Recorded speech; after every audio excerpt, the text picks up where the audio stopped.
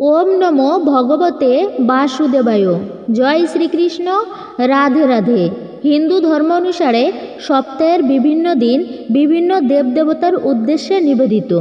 বছরে 12টি মাসের মধ্যে একটা অন্যতম মাস হচ্ছে এই পৌষ মাস।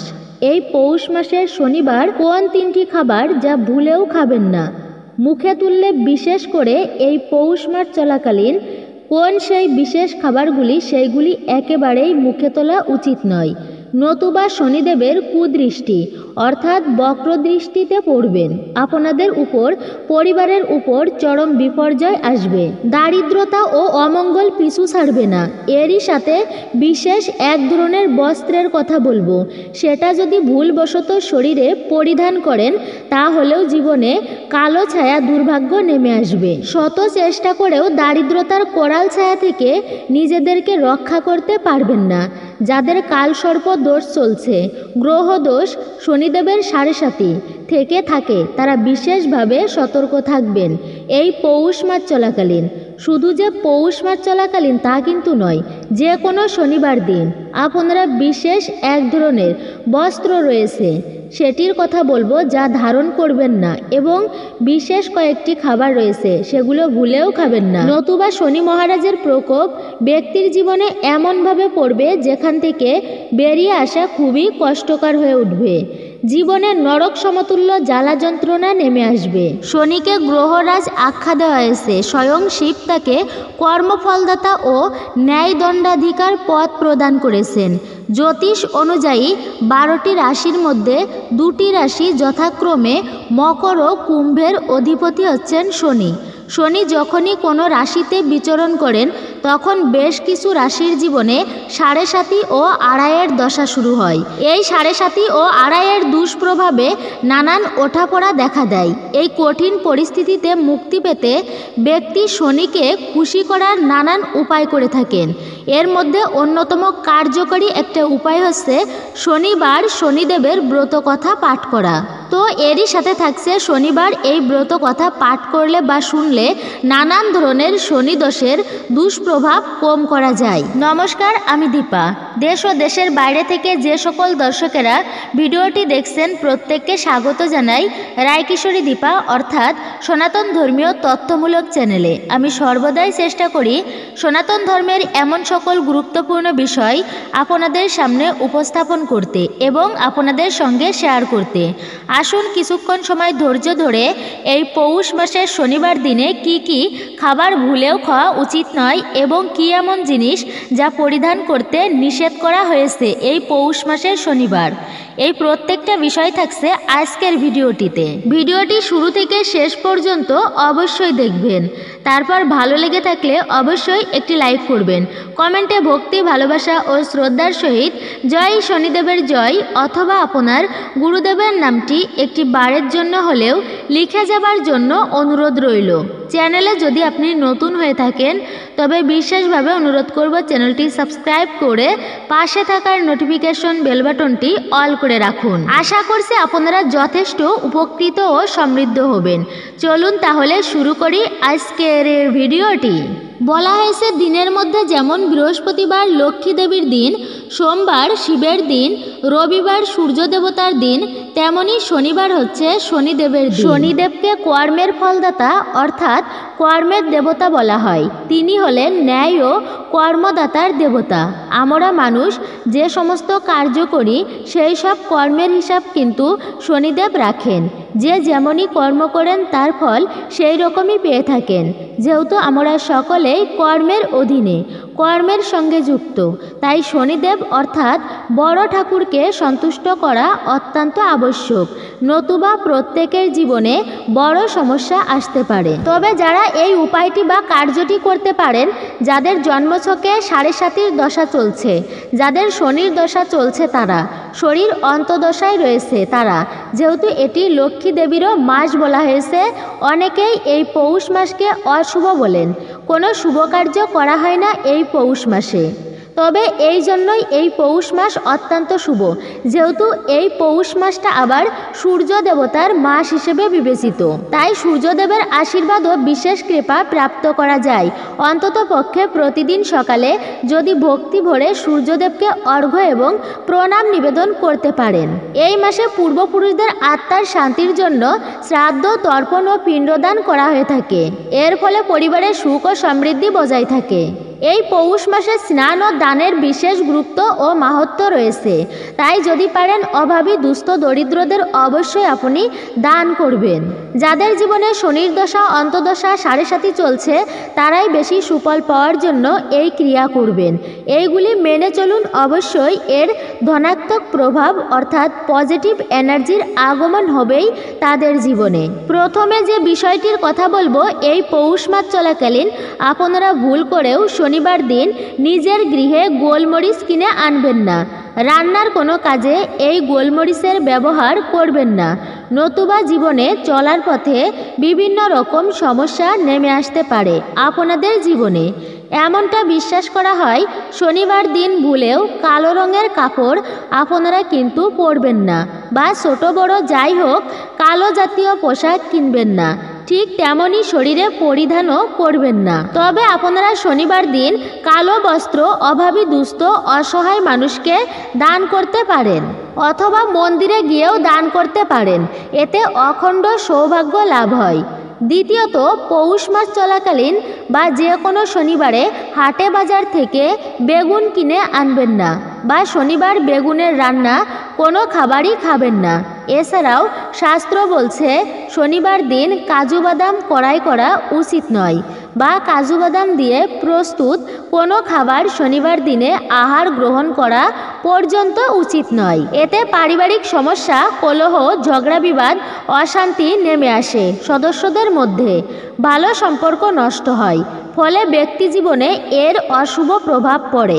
এরই সাথে জানিয়ে রাখি, শনিবার দিন আপনারা সরিষার তেল কড়াই করবেন না কখনোই, এবং শনিবার দিনে সরিষার তেলের তৈরি করা খাবার গ্রহণ করবেন না। তবে যদি পারেন এই পৌষ মাস চলাকালীন প্রতিটি শনিবার অল্প করে তেল কোনো হতদরিদ্র বা গরিব মানুষকে অথবা কোনো ব্রাহ্মণকে দান করতে পারেন। এর ফলে শনিদেবের সাড়ে সাতির দশা অনেকাংশেই কমে যায়, জীবনে অগ্রগতির পথ প্রশস্ত হয়।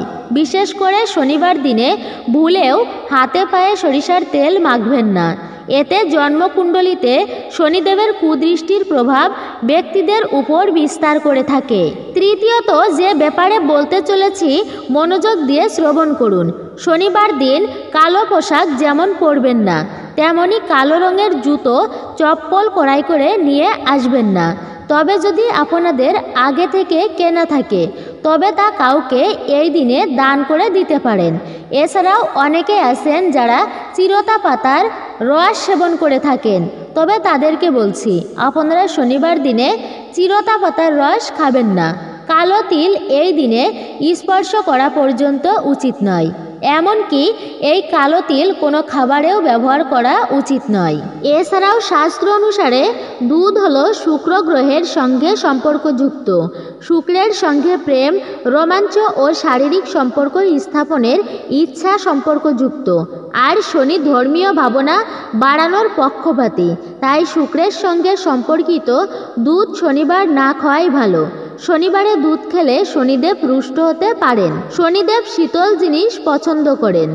লাল লঙ্কা আমাদের শরীর গরম করে, তাই লাল লঙ্কা শনিবার ভুলেও খাবেন না। শনির সাড়ে সাতি ও ধাইয়া চলছে যাদের উপর, তারা শনিবারে ভুলেও মুসুর ডাল খাবেন না। লাল রঙের মুসুর ডাল মঙ্গল গ্রহের সঙ্গে সম্পর্কযুক্ত। রাগ ও হিংসার কারক গ্রহ হচ্ছে মঙ্গল, তাই মুসুর ডাল খেলে আমাদের মধ্যে রাগ বাড়তে পারে। মঙ্গল হলো শনির শত্রু গ্রহ, তাই শনিবার মুসুর ডাল না খাওয়াই ভালো। দই ও শুক্রের সঙ্গে সম্পর্কযুক্ত বলে মনে করা হয়, তাই শনিবারে দই খেতে বারণ করেন জ্যোতিষবিদরা। যারা ধর্মীয় পথে চলেন না তাদের উপর শনির অশুভ দৃষ্টি এসে পড়ে। শনিদেব মদ বা মাদক জাতীয় দ্রব্য সেবন একেবারেই পছন্দ করেন না। এমন অবস্থায় শনিবারে ভুল করেও মদ্যপান করবেন না, ধূম্রপান করবেন না, এতে শনিদেব খুব ক্রুদ্ধ হন। শনিদেব আধ্যাত্মিকতার অনুসারী, এই দিনে আধ্যাত্মিকতা অনুসরণ করুন। শনিবার আমিষ বা তামসিক খাবার খাবেন না, এটি করলে শনির অশুভ প্রভাব শুরু হয়। শনিদেব এসব অপছন্দ করেন, এতে করে একজন ব্যক্তিকে আর্থিক, মানসিক ও শারীরিক সমস্যার সম্মুখীন হতে পারেন। এবার আসুন আমরা এই পুণ্য পবিত্র দিনে অর্থাৎ শনিবারে শনিদেবের ব্রত কথা শ্রবণ করে আসি। বলা হয়েছে শ্রবণেও মঙ্গল সাধিত হয়। তো আসুন না কিছুক্ষণ সময় ধৈর্য ধরে আর একটু সবাই একসঙ্গে এই ব্রত কথা, মাহাত্ম্য কথা শ্রবণ করি। শ্রবণেও ব্রতের অনেকাংশে ফল লাভ করা যায়। সমস্ত কথা শোনার পর রাজাও চিন্তিত হয়ে পড়েন, কারণ তিনি বুঝতে পারেন নাই যে যাকেই ছোট বলবেন সে ক্ষুব্ধ হয়ে উঠবে। তাই ছোট বড় সিদ্ধান্ত নেওয়ার জন্য একটি পথ খুঁজে বের করেন রাজা বিক্রমাদিত্য। তিনি স্বর্ণ, রজত, কাঁসা, পিতল, সীসা, টিন, দস্তা, অভ্র ও লোহার 9টি সিংহাসন বানিয়ে এই ক্রমানুসারে রেখে দেন। তারপর নবগ্রহের প্রত্যেককে সেই সিংহাসনে স্থান গ্রহণ করার নিবেদন করা হয় এবং এও বলেন যিনি শেষ সিংহাসনে বসবেন তিনি সবচেয়ে ছোট গণ্য হবেন। সমস্ত গ্রহ আসন গ্রহণ করেন, কিন্তু লোহার সিংহাসন শেষে থাকায় শনি সেই সিংহাসনে স্থান পান। তাই শনিকে সবার মধ্যে ছোট আখ্যায়িত করা হয়। শনির মনে হয় যে রাজা ইচ্ছাকৃতভাবেই এই কাজটি করেছেন। তখন তিনি রেগে গিয়ে রাজাকে বলেন যে, রাজা, তুই আমায় চিনিস না। সূর্য এক রাশিতে 1 মাস, চন্দ্র সহা 2 দিন, মঙ্গল 1.5 মাস, বৃহস্পতি 12 মাস, বুধ ও শুক্র 1 মাস, কিন্তু আমি 2.5 থেকে 7.5 বছর বিরাজ করি। অনেক প্রভাবশালীদের ধ্বংস করেছি আমি। রামের 7.5 শুরু হলে তার বনবাস হয়ে যায়, রাবণের 7.5 শুরু হলে তার পরাজয় হয়। এবার তুই সাবধানে থাকিস। এই কথা বলে সেখান থেকে বেরিয়ে আসেন ক্ষুব্ধ শনি। অন্য দেবতারা বিক্রমাদিত্যের সভা থেকে খুশি খুশি প্রস্থান করেন। কিছুকাল পর রাজার 7.5 শুরু হয়। তখন শনি সেখানে ঘোড়া ব্যবসায়ীর রূপ ধরে আসেন। তার কাছে বেশ কিছু ভালো ঘোড়া ছিল।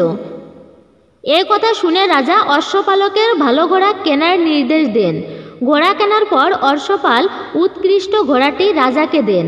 রাজা সেই ঘোড়ায় চড়ে বসার সঙ্গে সঙ্গে সেই ঘোড়াটি বনের দিকে ছুটতে শুরু করে।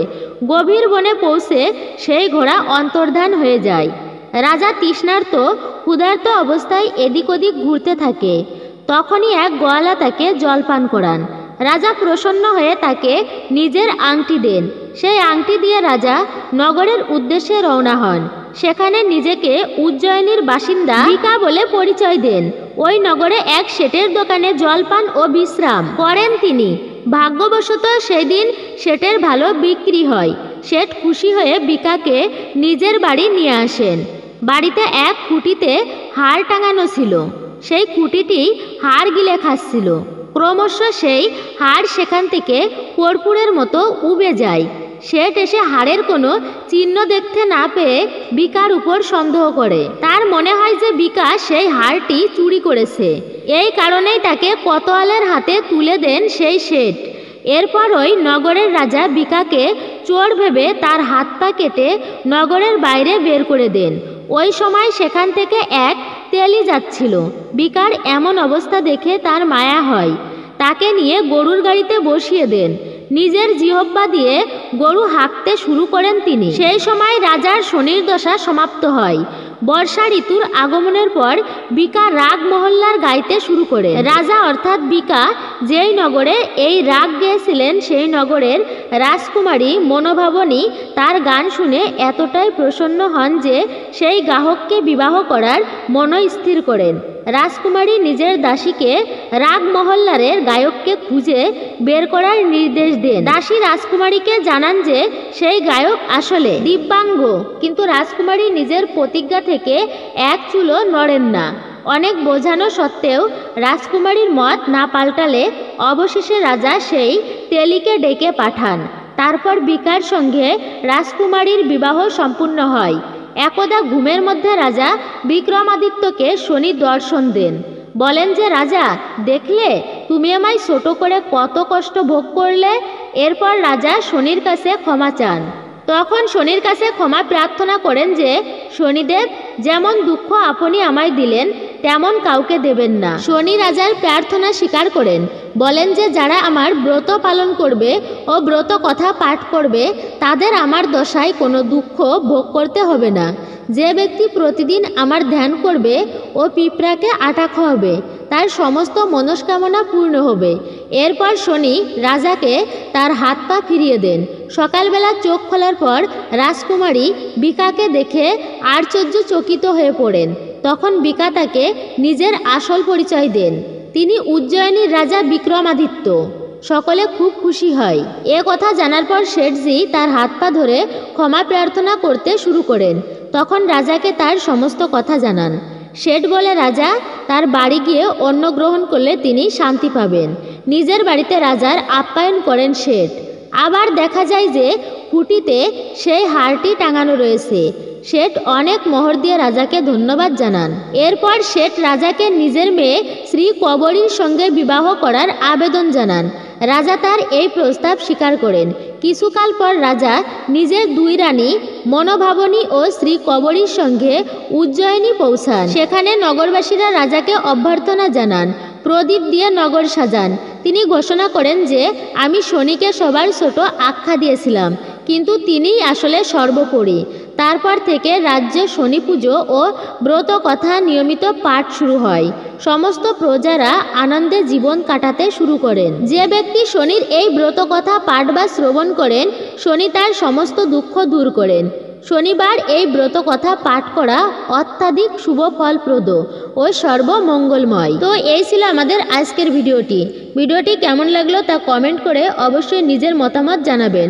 যদি ভালো লেগে থাকে অবশ্যই একটি লাইক করবেন। কমেন্টে ভক্তি, ভালোবাসা ও শ্রদ্ধার সহিত জয় শনিদেবের জয় অথবা আপনার আরাধ্য দেবতার নামটি একটি বারের জন্য হলেও লিখে যাবার জন্য অনুরোধ জানাচ্ছি। চ্যানেলে যদি নতুন হয়ে থাকেন তবে চ্যানেলটি সাবস্ক্রাইব করে পাশে থাকার নোটিফিকেশন বেল বাটনটি অল করে রাখবেন। তাহলে সকলে সুস্থ থাকুন, ভালো থাকুন, পরম করুণাময় ঈশ্বরের অশেষ কৃপায়।